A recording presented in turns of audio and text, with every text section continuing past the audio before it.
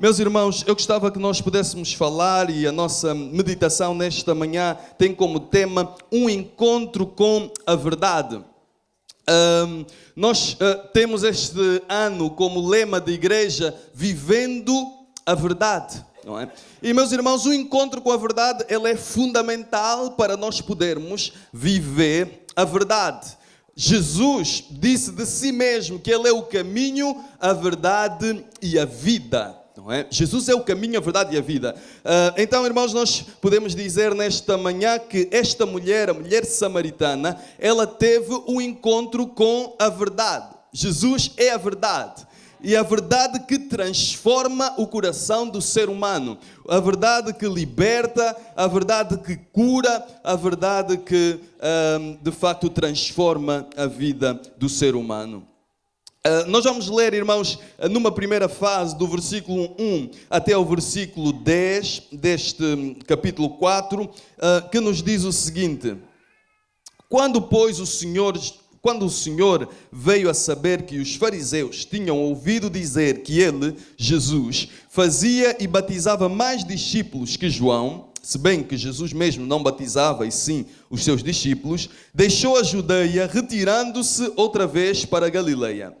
E era-lhe necessário atravessar a província de Samaria. Chegou, pois, a uma cidade samaritana chamada Sicar, perto das terras que Jacó dera a seu filho José.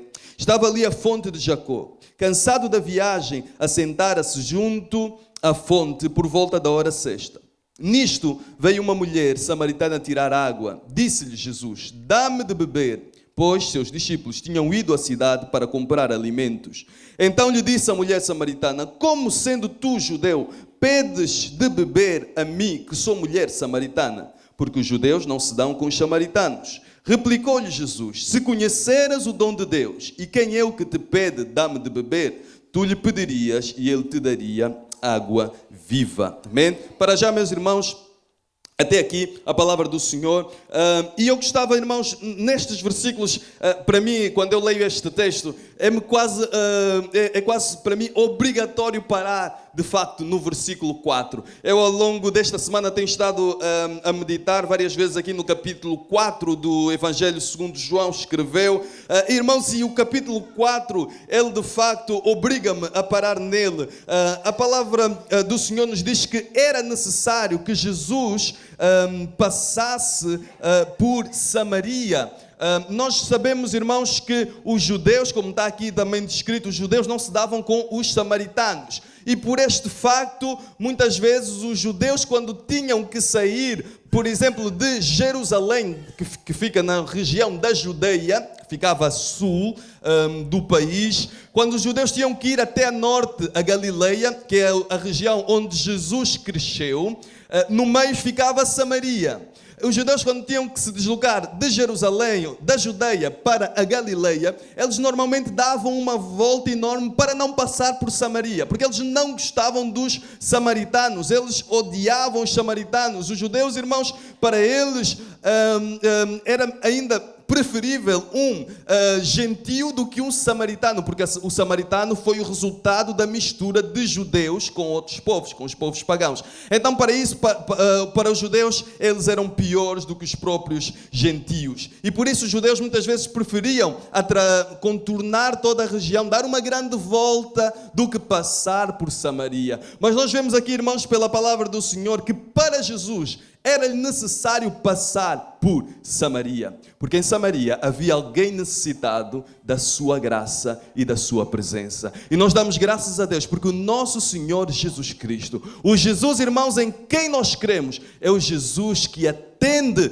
às nossas necessidades. É o Jesus que veio ao nosso encontro quando nós, irmãos, estávamos perdidos, quando estávamos, irmãos, nos nossos delitos e pecados. Mas este Jesus, que é Jesus de graça e de misericórdia, Ele veio até ao nosso encontro, pois a sua presença verdadeiramente é indispensável. Não é? Poderia, irmãos, passar uma outra pessoa por Samaria, e tanta gente passava por Samaria, poderia passar eventualmente algum outro judeu por Samaria, mas a presença de Jesus é que causou a diferença e impacto na vida desta mulher samaritana. Jesus conhecia a necessidade daquela mulher.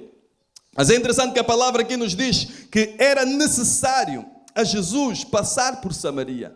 Parece que a necessidade é de Jesus, mas na verdade a necessidade de um encontro com Jesus é da mulher. Não é?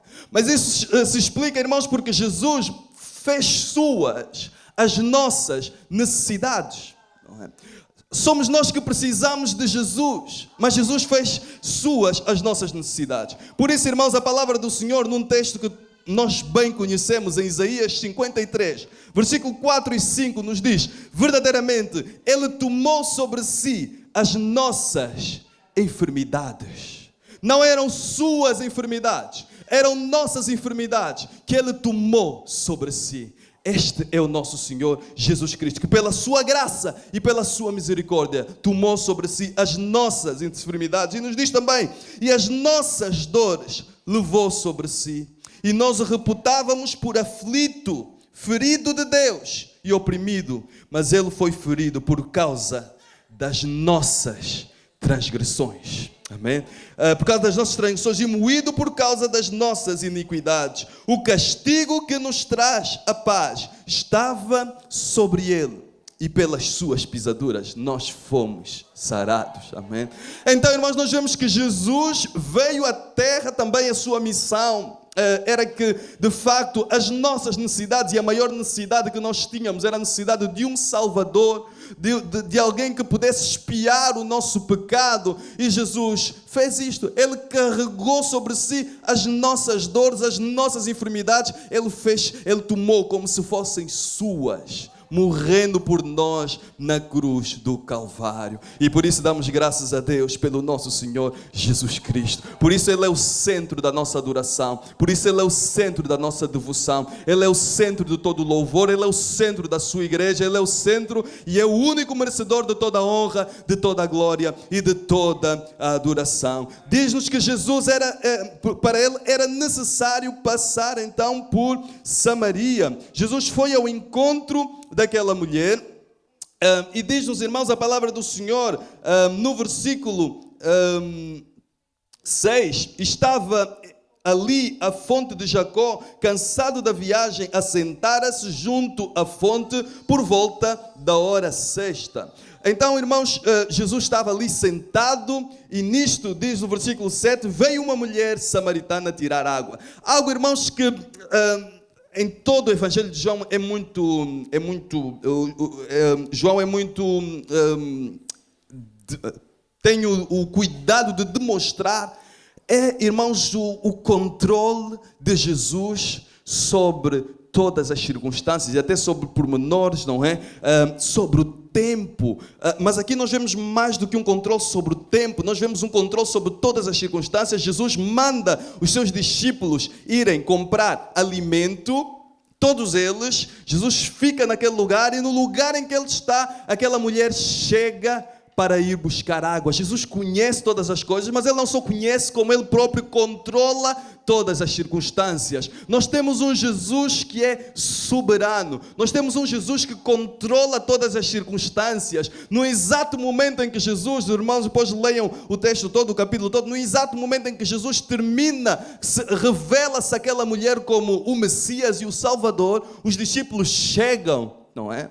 Não chegam antes, nem chegam muito depois, mas chegam no tempo certo, no tempo determinado pelo Senhor Jesus Cristo. Jesus tem o controle, irmãos. O nosso Senhor Jesus Cristo controla todas as circunstâncias. Nós não buscamos um Deus que anda, irmãos, anda a emendar situações, não é? Anda atrás, anda desprevenido, anda improvisando. Não, nós não buscamos um Deus que improvisa. Nós buscamos o Senhor que controla todas as circunstâncias, aquele cujos, irmãos, da sua mão nada escapa do seu controle.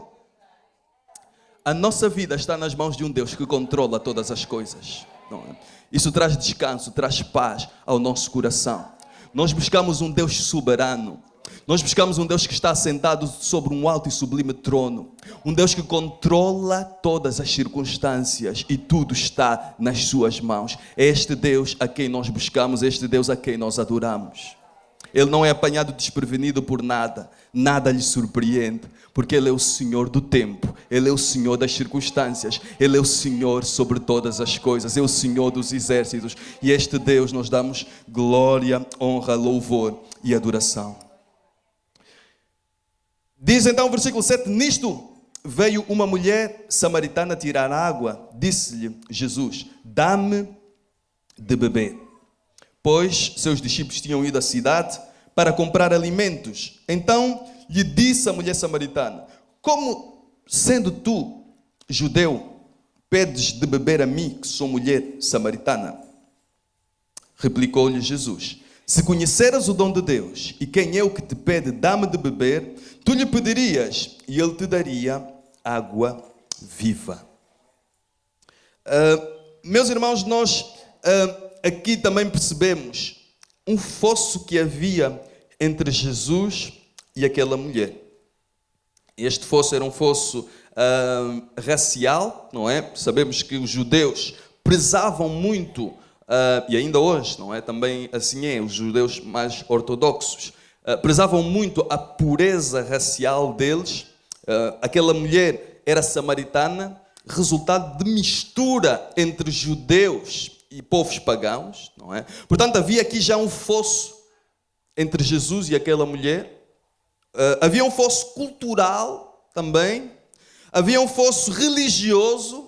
A religião dos samaritanos era uma religião que também foi o resultado de alguma mistura. Os irmãos depois podem ler também, segundo o livro de Reis, capítulo 17, aí está-nos explicando de onde é que os samaritanos foram originários, não é? Como é que se deu essa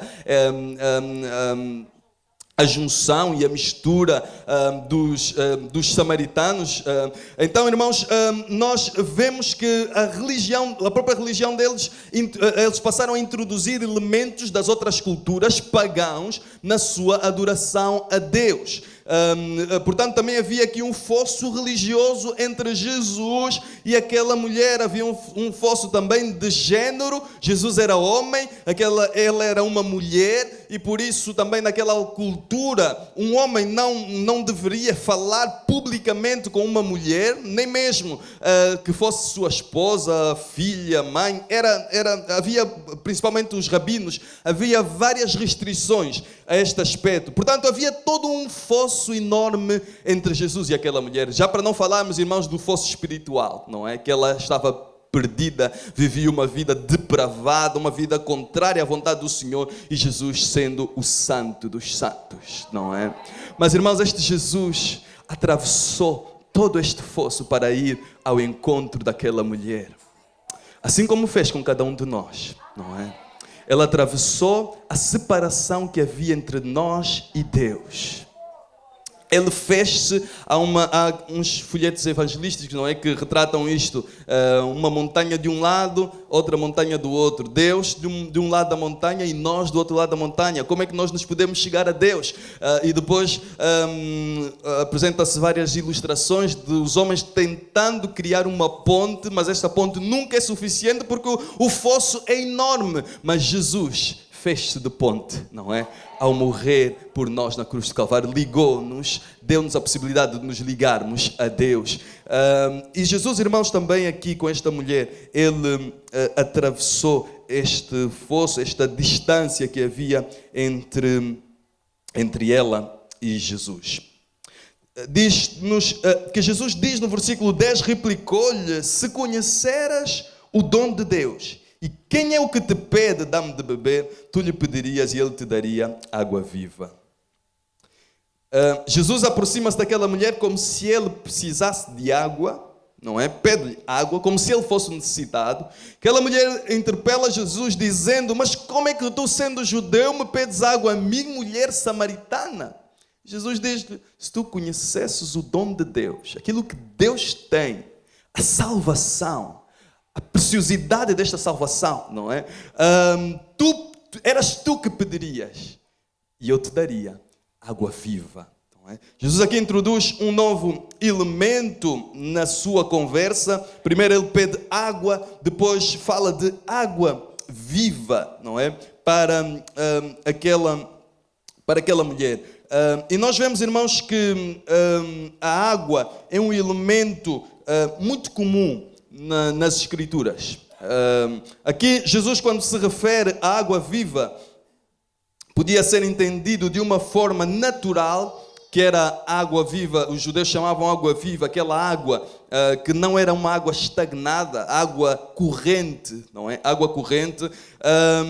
Mas também em toda a Escritura nós vemos várias vezes a designação de água ser aplicada em termos espirituais, não é? Em termos espirituais. Portanto, a água era um elemento importante da teologia também mesmo dos judeus. Jesus então aqui fala de uma água que sacia eternamente, não é? De uma água que sacia eternamente. Aquele que bebe torna-se uma fonte. Diz o versículo 11: respondeu-lhe ela: Senhor, tu não tens com que tirar a água, e o poço é fundo, onde pois tens a água viva? És tu porventura maior do que Jacó, nosso pai, que nos deu o poço do qual ele mesmo bebeu, e bem assim seus filhos e seu gado, não é? É interessante, irmãos, só fazendo aqui uma pausa rápida. Ela compara Jesus a Jacó. Para ela, Jacó, de facto, era um dos grandes homens de Deus, não é? E Jacó tinha sido ele a cavar aquele poço. Portanto, aquele poço era um poço emblemático, era um poço importante, porque tinha sido cavado por Jacó. E Jacó tinha bebido daquele poço, tinha dado aos seus animais, portanto, os seus filhos tinham bebido daquele poço. Era um poço com tradição, era um poço importante para ela. Aquilo era, de alguma forma, trazia ou fazia-lhe sentir-se mais próxima, talvez até mesmo de Deus, por estar a beber naquele poço. Mas, irmãos, a água que Jesus tem para dar é uma água que mais ninguém dá. Não é? Porque é a água, como disse, que sacia eternamente. E nós devemos, irmãos, a cada dia beber mais e mais desta água, não é? Porque é uma água abundante. A palavra do Senhor nos diz que aqui, versículo 13, afirmou-lhe Jesus: quem beber desta água tornará a ter sede. Bebemos, mas volta a ter sede, não é? Aquele, porém, que beber da água que eu lhe der, nunca mais terá sede. A água que Jesus tem para nós é uma água que sacia para toda a eternidade, não é? Para toda a eternidade. Pelo contrário, a água que eu lhe der será nele uma fonte a jorrar para a vida eterna, para toda a eternidade. Então, irmãos, eu vou ler aqui em Isaías 55, 1 e 2. Só para percebermos, irmãos, como é que, de facto, as Escrituras, elas nos falam da importância da água, não é? Ou várias vezes as Escrituras nos revelam e nos falam de forma metafórica, de forma espiritual, utilizando aqui a palavra água. Isaías 55, 1 e 2 diz: Deus faz um convite a todos nós, ao seu povo e depois então também a todos nós. Diz: ó vós todos que tendes sede, vinde às águas, e os que não tendes dinheiro, vinde, comprai e comei. Mesmo sem dinheiro, venham, não é? Venham beber da água que Jesus tem para dar. Sim, vinde, comprai sem dinheiro e sem preço vinho e leite, porque gastais o dinheiro naquilo que não é pão, e o produto do vosso trabalho naquilo que não pode satisfazer. Mas quantas e quantas vezes nós gastamos-nos a nós mesmos, não é? Naquilo que não pode satisfazer a nossa alma. Quantas e quantas pessoas vivem, investem o seu tempo, se esforçam por algo, buscam algo que não pode satisfazer a sua alma.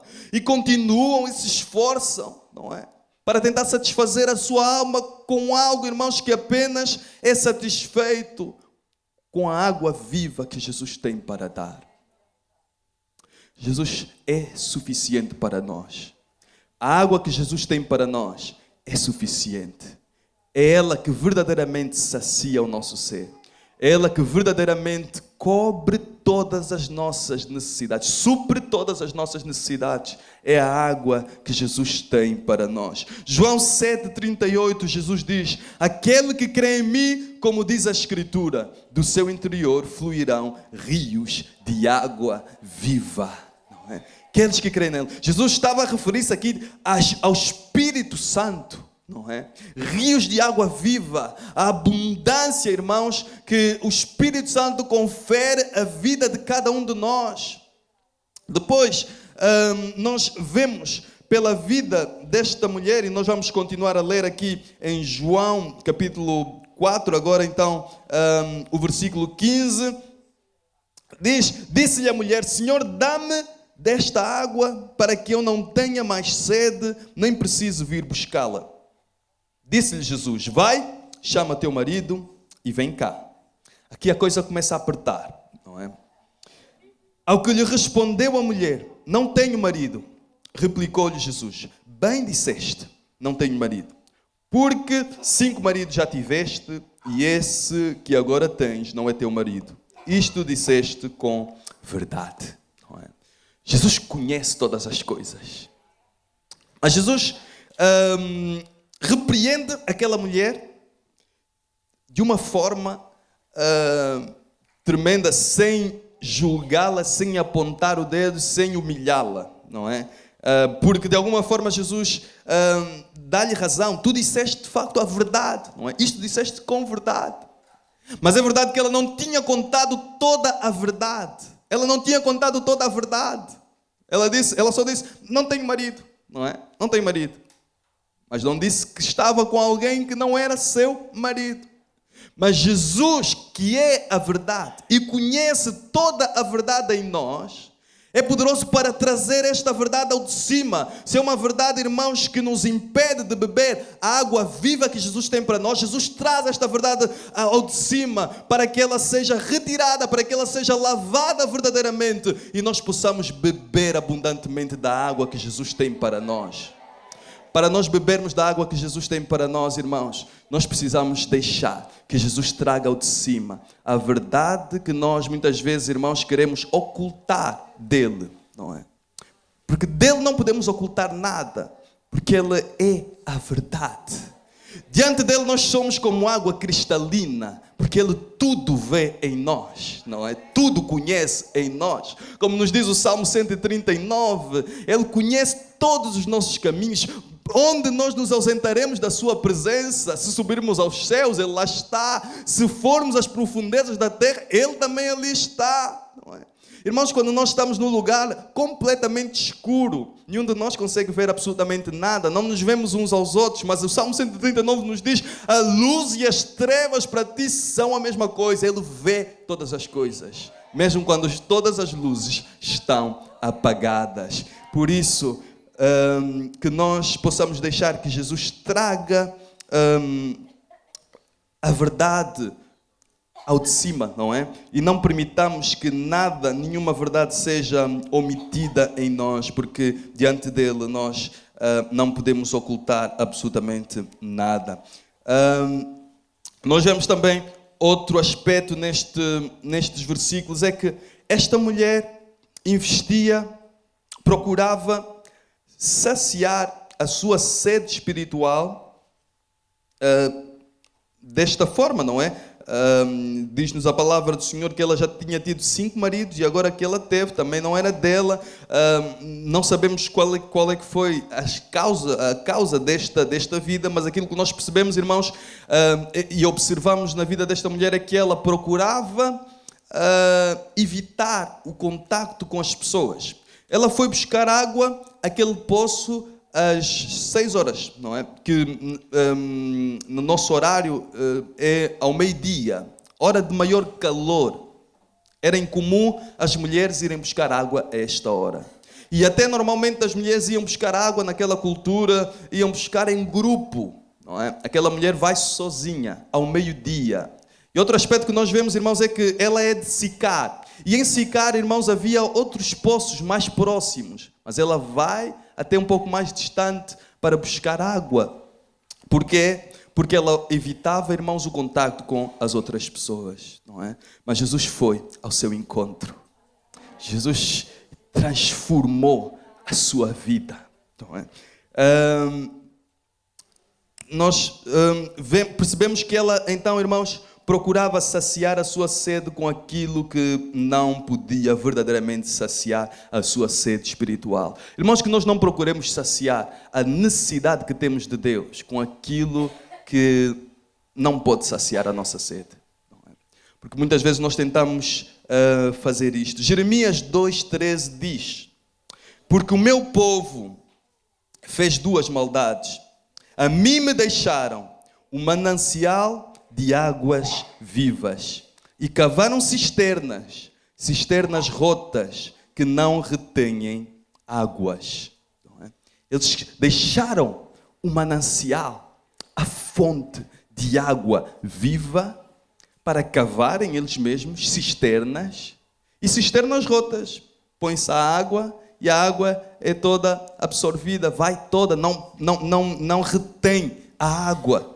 E muitas vezes, irmãos, nós procuramos, irmãos, viver desta forma, cavamos as nossas próprias cisternas para retermos a nossa água, mas esta água nunca é retida e esforçamos-nos por cavar outra cisterna para retermos água e esta água nunca é retida.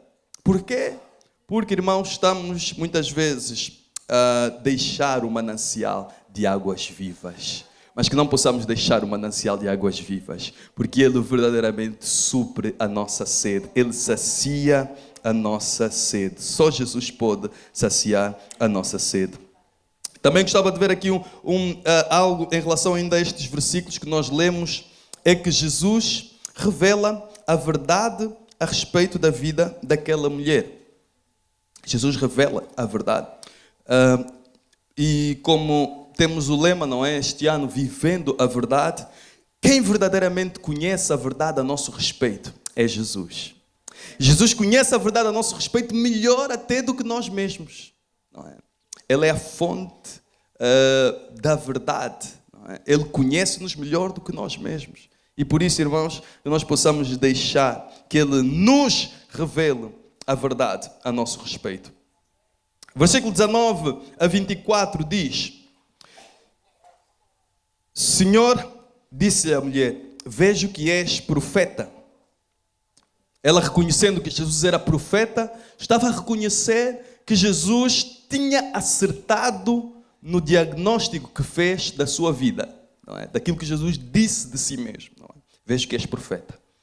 Ela não podia negar, ela não podia fugir da verdade. Não é? E que nós não fujamos da verdade.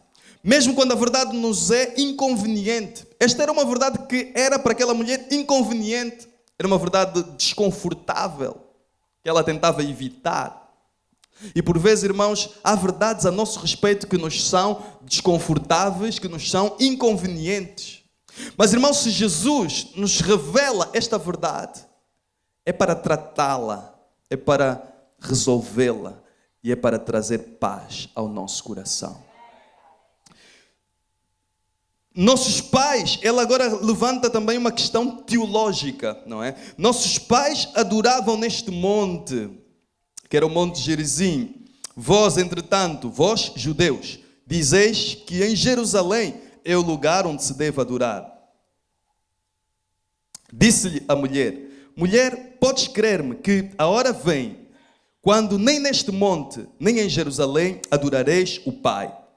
Vós adorais o que não conheceis, nós adoramos o que conhecemos, porque a salvação vem dos judeus. Mas a hora vem, e já chegou, em que os verdadeiros adoradores adorarão o Pai em espírito e em verdade, porque são estes o que o Pai procura para seus adoradores. Deus é espírito, e importa que os seus adoradores o adorem em espírito e em verdade. Aqui Jesus vai revelar a esta mulher a verdade sobre a adoração. E nesta verdade, irmãos, Jesus revela que o mais importante não é o lugar onde se deve adorar. Ela começou com aquela questão, vocês judeus dizem que é em Jerusalém, nós dizemos que é aqui no Monte Gerizim, não é? Mas onde é que é verdadeiramente o lugar onde se deve adorar? Jesus manda esta questão para canto, não é? E diz, o lugar não é o mais importante. Não é? O lugar não é o mais importante. O mais importante é, de facto, a natureza da adoração. Isto aqui é o fundamental. Não é? É a natureza da adoração. Quando nós valorizamos, irmãos, e nós como seres humanos temos que ter cuidado, porque há muita tendência de nós valorizarmos aquilo que não é o essencial, principalmente no nosso culto a Deus. Quando nós valorizamos aquilo que é acessório, tornamos-nos muito mais facilmente supersticiosos. Aquela mulher começou a valorizar o lugar, não é? O lugar era meramente uma superstição. Não é? Para adorar a Deus temos que ir ao Monte Gerizim.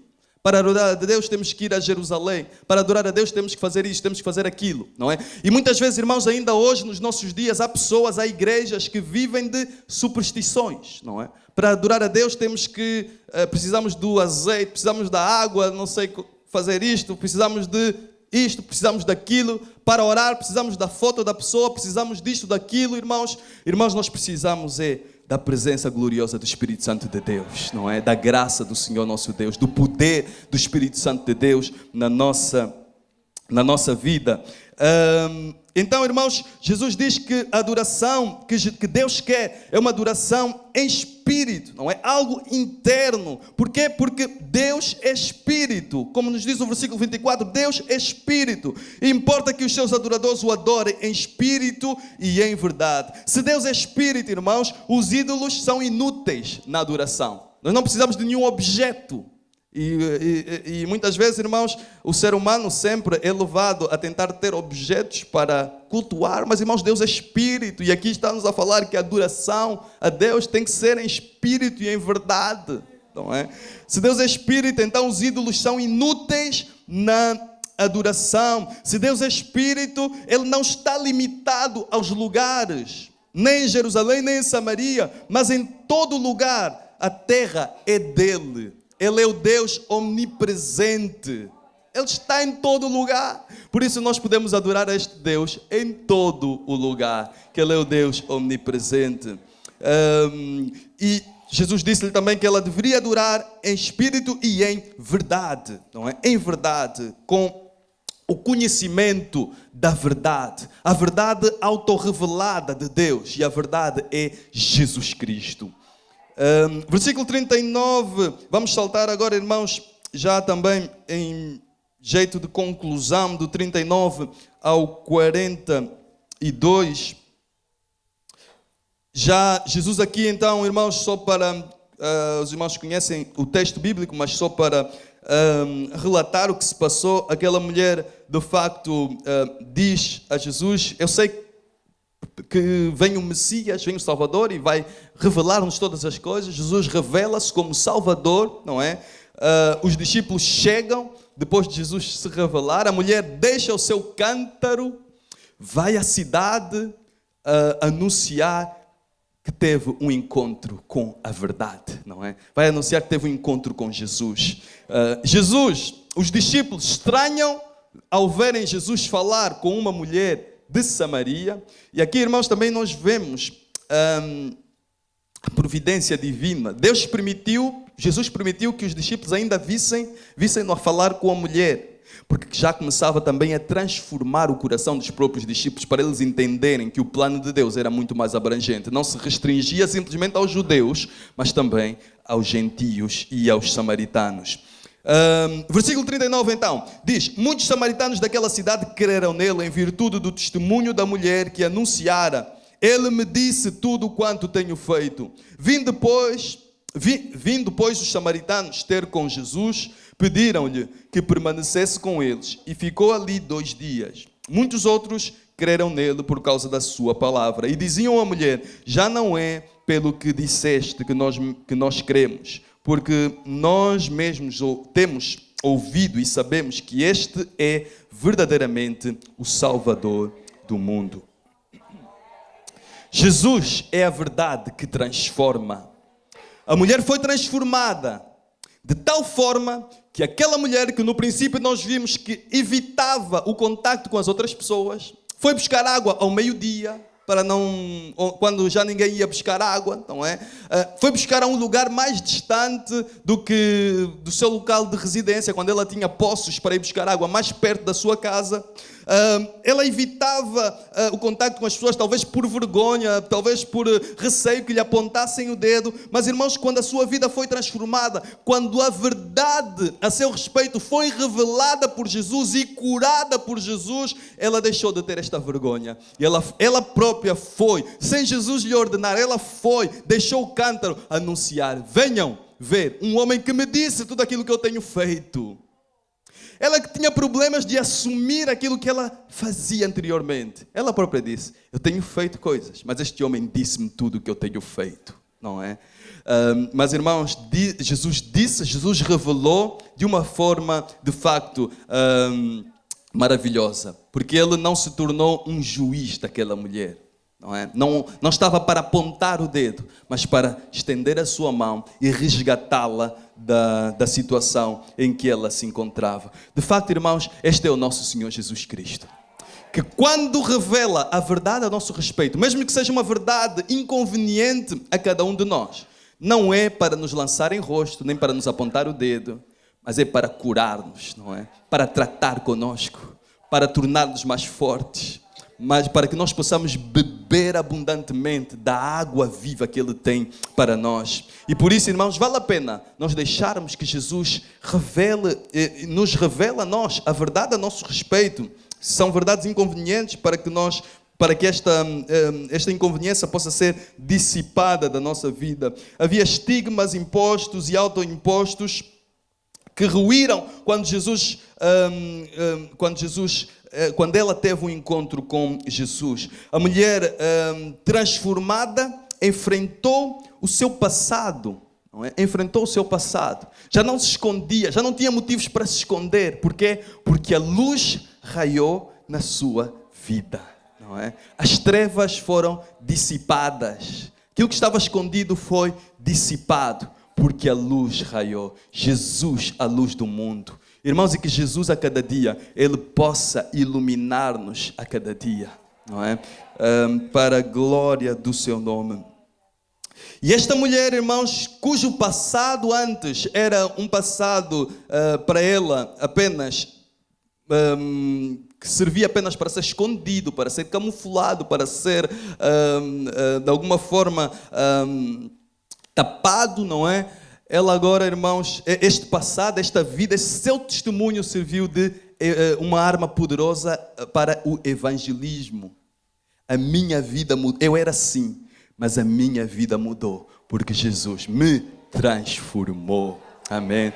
Eu dou graças a Deus, irmãos, porque a maioria, se não todos dos que estamos aqui, fomos transformados por Jesus. Este Jesus que transformou esta mulher é o mesmo Jesus que nos tem transformado a cada um de nós. E quer continuar a transformar-nos a cada um de nós. E quer nos dar a beber da sua água, da água viva, da água, irmãos, que refrigera a nossa alma, da água, irmãos, que nos dá a sua graça, o seu poder, não é? Só a cada dia nós precisamos efetivamente desta água. Jesus é a verdade que cura emocionalmente. As emoções daquela mulher muito provavelmente também não estavam como deveriam estar. Mas Jesus traz também a cura emocional de que nós precisamos. Não é? Jesus, Ele é tudo para nós. É a verdade que nós verdadeiramente, irmãos, temos a cada dia que experimentar. Algo particular neste texto, nos últimos versículos que nós lemos, é que os samaritanos foram transformados pelo poder da palavra de Jesus. Aqui não vemos Jesus fazer nenhum milagre. Houve cidades que viram tantos milagres de Jesus e os corações permaneceram endurecidos. Mas aqui, A palavra transformou o coração daqueles homens. Irmãos, a palavra do Senhor é poderosa para transformar o nosso coração. É bom nós vermos milagres e devemos orar para que o Senhor faça milagres, porque o nosso Deus é poderoso para fazer milagres. Nós cremos. Mas a nossa fé não depende dos milagres. Depende de estar firmada na palavra do Senhor. Na palavra do Senhor. E nós vemos também aqui, para terminarmos, meus irmãos, que o versículo 42, vou reler, diz: e diziam à mulher, já agora não é pelo que disseste que nós cremos, mas porque nós mesmos temos ouvido e sabemos que este é verdadeiramente o Salvador do mundo. Os vizinhos daquela mulher ouviram o testemunho dela dizer: venham ver um homem que me disse tudo aquilo que eu tenho feito. Foram, eles creram pelo testemunho da mulher, não é? O que é que aconteceu a esta mulher? Ela que era de uma forma, nós a conhecemos de uma forma, mas a sua vida está mudada, ela está empolgada, há um gozo, há uma alegria no seu coração que nós não conseguimos explicar. Alguma coisa aconteceu. Eles creram pelo testemunho da mulher, foram ao encontro de Jesus e quando tiveram contato com Jesus, com a verdade, eles próprios experimentaram e reconheceram que Jesus é o Salvador. Irmão, Jesus, é melhor experimentarmos Jesus do que ouvirmos falar de Jesus. É melhor nós experimentarmos Jesus do que... É bom, irmãos, nós ouvirmos testemunhos daquilo que Jesus faz na vida dos nossos irmãos, é maravilhoso, não é? Mas, irmãos, este Jesus que faz na vida dos nossos irmãos, Ele é poderoso também para fazer na nossa vida. E por isso, irmãos, o desafio para cada um de nós é nós mesmos experimentarmos este Jesus, é nós mesmos experimentarmos a graça e o poder de Deus, porque, irmãos, este Deus rasgou o véu para que todos nós possamos ir adiante na sua presença e beber da água que Ele tem para nós, beber da sua graça, e nós sermos revestidos a cada dia do seu poder, da sua glória, irmãos. Cabe a cada um de nós experimentarmos. A palavra do Senhor nos diz: provai e vede que o Senhor é bom, não é? Somos nós que temos que provar. Melhor do que ouvir falar deste Jesus é nós experimentarmos este Jesus a cada dia. Melhor do que nós ouvirmos que Jesus cura emocionalmente é nós deixarmos que Ele nos cure emocionalmente. Melhor do que nós ouvirmos, irmãos, que Jesus nos perdoa, é nós experimentarmos o perdão de Jesus, experimentarmos a sua graça, o seu poder na nossa vida. É infinitamente melhor nós experimentarmos. Vamos ficar de pé, meus irmãos, e vamos orar ao Senhor Jesus. Oh, Jesus, Jesus, Jesus. Nós damos glória ao Teu nome, Senhor, nesta manhã, Pai. Verdadeiramente, Senhor, é melhor nós experimentarmos a verdade, Senhor. A verdade és Tu e nós queremos experimentá-la a cada dia, Senhor. Obrigado, Pai, pela Tua graça, pelo Teu amor. Obrigado, Pai, pelo Teu cuidado, Senhor. Obrigado, Deus, porque Tu és o Deus que se deixa achar por cada um de nós. És o Deus que deixa que nós experimentemos a cada dia. E Tu queres que nós experimentemos a cada dia a Tua graça e o Teu poder. Nós queremos, Deus amado, a cada dia, Senhor, que este rio de água viva possa fluir cada vez mais e mais do nosso interior. Nós não queremos, Pai Santo, águas estagnadas em nós, Pai, mas queremos este rio de água viva que corra do interior de cada um de nós, para a glória do Teu nome, Pai. Deus querido, eu oro nesta manhã, Senhor, pela minha vida, pela vida, Deus, de cada um dos meus irmãos e de cada um dos presentes, Pai. Que o Teu rio de água viva, Senhor, flua, Pai, no interior de cada um de nós, para a glória do Teu nome, Senhor. Toca, Pai, em cada um de nós, Pai. Manifesta, Deus, a Tua graça, Senhor, e o Teu poder, Pai. Oh, Deus amado, e se há, Senhor, na vida, Deus amado, de algum de nós, verdades, Pai, que têm que ser trazidas ao de cima, Senhor, para sermos curados, para sermos tratados, para podermos experimentar a Tua água viva, Senhor. Pai Santo, fala, Deus, ainda, Deus, nesta manhã. E toca, Deus, no nome de Jesus, no nome de Jesus. Oh Deus, Tu estás aqui, Senhor, em espírito e em verdade. Deus, Tu estás neste lugar e nós damos adoração ao Teu nome, Pai. Damos honra ao Teu nome, Senhor.